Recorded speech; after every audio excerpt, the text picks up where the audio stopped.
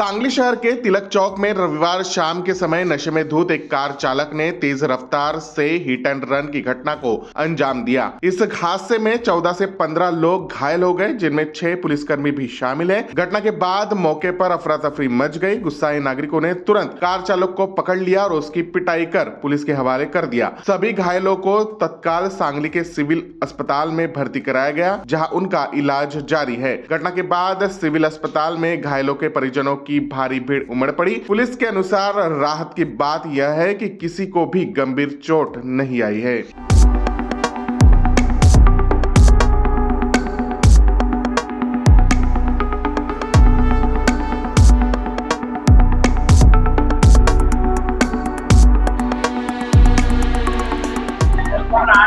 Anushka Vinayak farad. आम्ही चाललेलो, माझ्या हातात छोटस बाळ होतं। मला माहित नव्हतं पाठीमागून गाडी आली होती। डायरेक्ट उडवून ती गेली गाडी आणि माझ्या हातातून बाळ खाली पडलं। मी पडलो खाली। हा, बाळाला लागले। टिळक चौकात झाले। हा, खूप गर्दी होती। मला हाताला आणि पायाला लागले तेवढे। कृष्णामुळे महोत्सव चालू असताना मला टिळक चौक या ठिकाणी बंदोबस्त नेमला होता। मी आणि माझ्यासोबत निसरण मॅडम हे आम्ही बंदोबस्त करत असताना पाठीमागून येऊन एक इनोवा कार येऊन आम्हाला साधारण 14-15 लोक पटेल चौक मार्गे, गणपती मंदिर मार्गे टिळक चौकडे येत होता।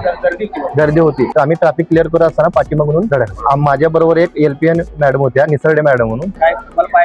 हा, जखमी जरा। गेले 2 दिवस सांगली शहरामध्ये कृष्णामाईचा महोत्सव सुरू आहे कृष्णा घाटावर। पण आज कृष्णामाई महोत्सवाचा शेवटचा दिवस असल्याने आणि त्यातल्या त्यात रविवार असल्यानं आज सांगलीकरांची कृष्णामाई महोत्सवाच्या कृष्णामाईच्या आरतीला मोठ्या प्रमाणात गर्दी झालेली होती। वाहतुकीचं नियोजन केलेलं होतं।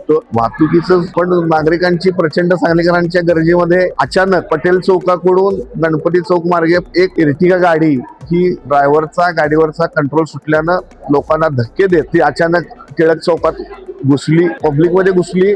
त्यामुळं वाहतुकीचा पण एकदा बोजवार उडाला। नेमकी परिस्थितीमध्ये काय झालं काय नाही याचा कोणाला अंदाज येईना। त्यामुळं सगळीकडनं वाहनं पण जिगरीला तिथं स्टॉप झाली। अशाही परिस्थितीमध्ये तात्काळ तातडीनं वाहतूक सुरळीत करून जखमींना सिव्हिल हॉस्पिटलमध्ये पाठवलेलं आहे। आता सगळ्यांना आम्ही स्वतः तिथली वाहतूक व्यवस्था सुरळीत करून रुग्णालयात आलेलो आहे। साधारण 14 ते 15 जखमी आहेत, कोणी त्यात गंभीर नाही। पण त्यामध्ये माझे 4 पोलीस, त्यामध्ये 2 वाहतूक शाखेचे आणि 2 LCBचे पोलीस जखमी आहेत। जखमींवर उपचार सुरू आहेत। डॉक्टरांची सल्लामसलत करून पुढचे निर्णय घेतले जातील। मीनवाईल गाडी आणि ड्रायव्हर दोघांना ताब्यात घेतलेला आहे। त्यालाही देखील नागरिकांनी मारहाण केल्यामुळे त्याच्यावर देखील उपचार रुग्णालयात चालू आहेत। सांगली शहर पोलीस ठाणेकडून पुढील कायदेशीर कारवाई करण्याची साहेबांनी तजवीज ठेवली आहे।